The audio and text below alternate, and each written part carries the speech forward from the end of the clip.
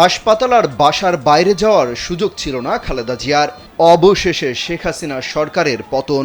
এরপর দায় মুক্তি হয় খালেদা জিয়ার।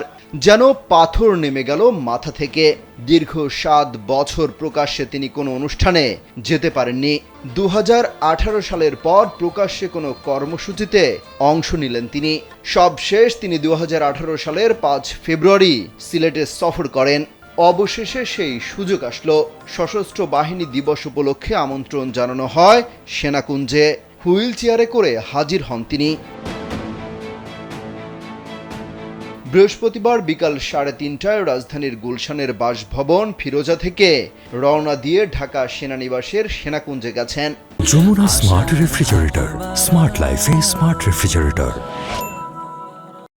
দীর্ঘ 1 যুগ পর ঢাকা সেনানিবাসের সেনাকুঞ্জে গেলেন খালেদা জিয়া।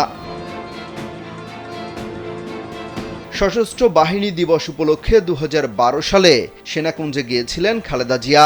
2013 সালে আমন্ত্রণ পেলেও তিনি যাননি। তবে ওই সময়ে বিএনপির তৎকালীন ভারপ্রাপ্ত মহাসচিব মির্জা ফখরুল ইসলাম আলমগীর সহ দলের বেশ কয়েকজন নেতা গিয়েছিলেন।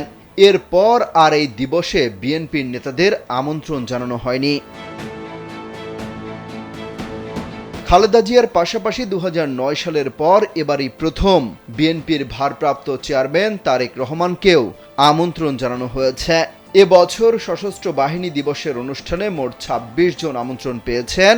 এর মধ্যে আরও রয়েছেন বিএনপির মহাসচিব, স্থায়ী কমিটির সদস্য, ভাইস চেয়ারম্যান এবং অন্য পদমর্যাদার সাবেক সামরিক কর্মকর্তারা। বিগত সময়ে বিএনপির নেতারা আমন্ত্রণ পেতেন না।